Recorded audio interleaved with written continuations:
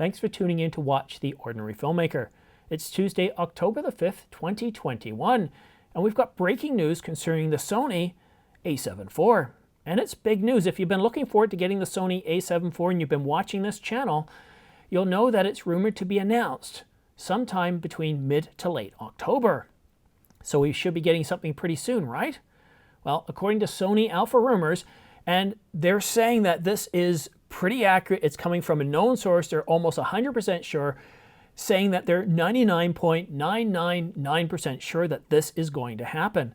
So on October the 21st at 1500 to 1600 UK time or London time, which is 3 to 4 in the afternoon, Sony's going to be making an announcement, and most likely it's going to be virtual according to Sony Alpha Rumors. Now, here in North America, that works out to be between 10 o'clock and 11 o'clock in the morning. So it's really exciting if this is true. And one thing I've known about Sony Alpha Rumors is whenever they say they're very sure about something, it comes from a well-known source, they're usually pretty accurate with it. So I'm willing to give this one to Sony Alpha Rumors. I'm willing to believe that on October the 21st, morning time, North American time, or afternoon in the UK, we're going to be getting an announcement of the Sony a74. And let's take a brief look at the specs that this camera is supposed to have. It is supposed to have an all-new 33 megapixel full-frame stacked sensor.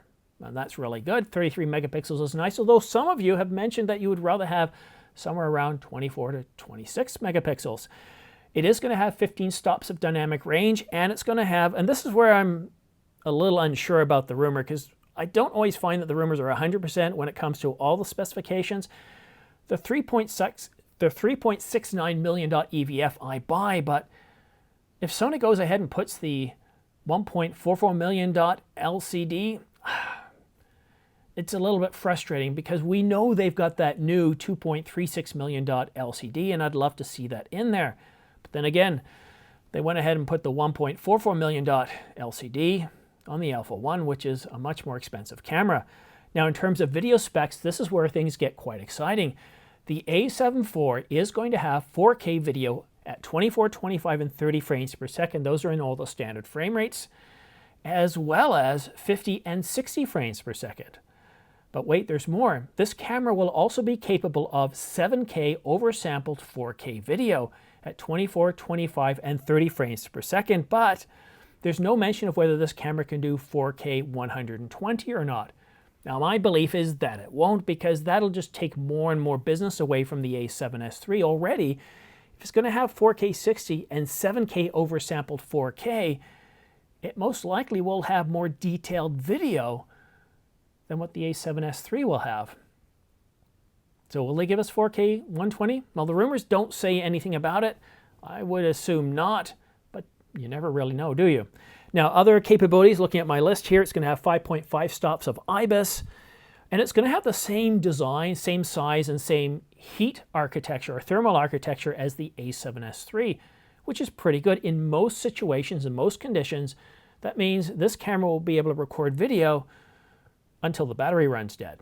So no overheating, no record limits. And Sony, thank you so much for not having record limits. You see, Sony, if you're a Canon user, you have to spend some $6,000 on a brand new Canon EOS R3 if you want to, well, they still have record limits, but at least we don't have overheat limits, and you get to record for 6 hours. But I love that Sony doesn't give us any record limits or overheat limits, which is really, really nice. But there is still some heat management in the camera. So if you're going to be working in very hot, very tropical conditions, then yes, this camera may overheat in some video modes. Now, other specifications, this camera is supposed to have a full-size HDMI port, which is awesome, and it's going to have dual card slots. So that's going to support UHS 2 cards as well as CF Express Type A cards. And the price?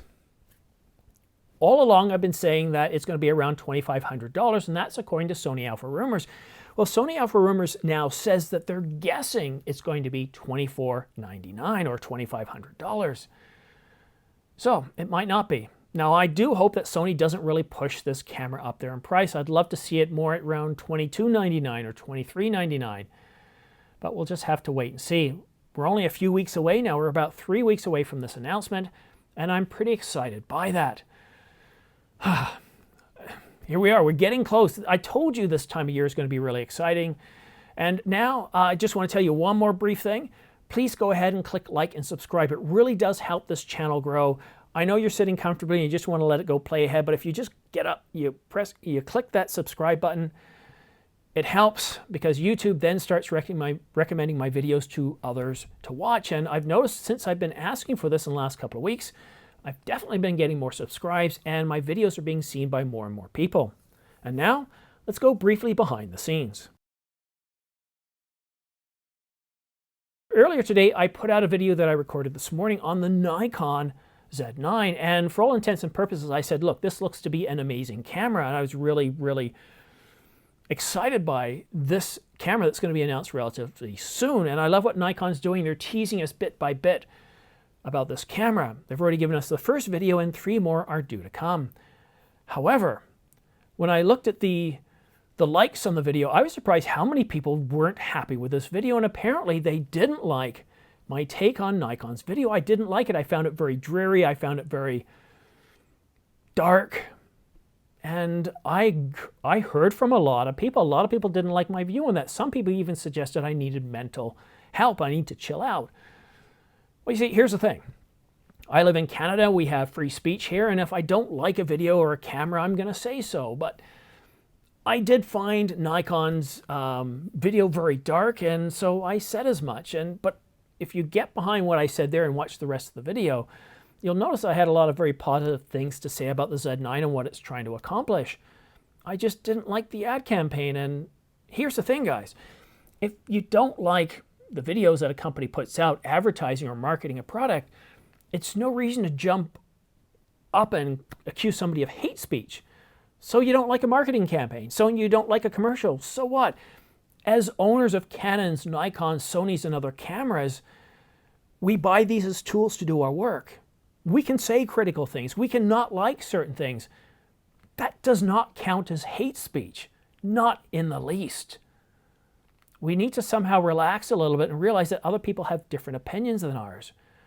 And it reminds me of when I first started covering Sony about a year ago. When I first started covering Sony, I got a lot of aggressive speech too. And maybe it's because I haven't put out a lot of videos for Nikon that anything I say critical is being seen as an attack. And it isn't. I like Nikon. I remember back to the days when I got my first camera. It was a choice pretty much between Nikon and Canon. And the only reason I ended up getting Canon is because, well, my brother's a photographer and he recommended I go with a Canon, so I ended up doing so. But I don't hate Nikon. I just didn't like their ad or the campaign, and I hope it does get better. I understand that the video does show us certain aspects of the camera, like the view screen and shooting in portrait mode. But I want to see more of that. I don't want to see these, where I live in the Northern Hemisphere, it gets very dark and dreary this time of year. I don't want dark and dreary. We get so much of that in the news. We get so much of that in television. I want to see rich and vibrant colors. I want to see the possibilities. I want to see the why and the results of these cameras. So yeah, not my cup of tea, but doesn't mean I hate Nikon or Nikon users or even the camera. So that is kind of my opinion and editorial on that. And who knows, maybe I'll get even more anger over this, but I just want to say I'm really impressed by what I'm seeing coming out. The Sony a74, it's been almost 3 years waiting for this camera. The a7 III really changed a lot of people and how they looked at mirrorless cameras. So I'm really looking forward to seeing this camera. And if it does have 7K oversampled 4K, wow. 33 megapixel sensor, Sony's E-mount, more dynamic range. I might like this more than the a7S III. So I'm really, really excited by that. And the other thing I do want to cover off before I move on in this behind the scenes, I'm really happy with the new lighting setup and the color patterns I've used. You'll notice it kind of sort of got a purple tone here and blue, and then on this side I've got some reds and blues as well. And I've been playing around with things. I like my new approach. I'm not scripting anything anymore. That's why I keep the laptop here, because I don't remember everything I want to cover. So I'll have the thoughts on the screen here. And then if I forget anything, I just look down and I remember what I need to say. And I just talk naturally. One of the things I'm trying to do with this channel is I'm trying to make what you see to be more like me. So when you're with me, you see my positivity. You see my outlook on life. You see that, I try not to take anything too seriously. You know, no matter where you go, even funerals, half of my background is Irish, and we have wakes. It's about celebrating people's lives rather than sorrow. And I guess it ties back to that Nikon video again. I want to celebrate things. I don't want that dark and dreariness. We get enough of that in life. But anyways, I'm really happy with the new look of the channel. I've noticed that since I've changed the look and feel, I'm getting more subscribers, more likes, more comments, and engagement. And the channel seems to be taking off again. But we've also got a lot more news coming. And that's what I'm really, really excited about. So yeah, 2 videos today. It's quite a bit of work. But now that I'm not scripting, I'm able to get these shot pretty quickly within about 15 minutes. And then it doesn't take too long to update them, edit them, and then upload them to YouTube. Although at lunchtime, I was in meetings most of the morning.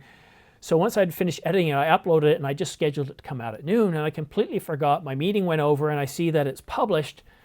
And YouTube still hadn't finished processing it, and it was up there in like standard definition. So for those of you who tolerated the standard definition at the beginning, thank you very much. A lot of times when I'm shooting these videos, I will do something before I start work, a couple of hours before I start work. Gives me some time to scan the news and get out there and do something so I can relax the rest of the day. The sad thing though is, well, I don't have complete control of what YouTube's doing, so I'll schedule it, and sometimes I forget, and sometimes it'll come out, and even the thumbnail sometimes isn't 100%, and I'll come back after work, take a look at things. I might adjust the thumbnail like I did yesterday when I talked about Panasonic. But I want to say thank you very much for watching. Please don't forget to like and subscribe. It really does help. And most importantly, thank you so much for watching. We'll see you again soon.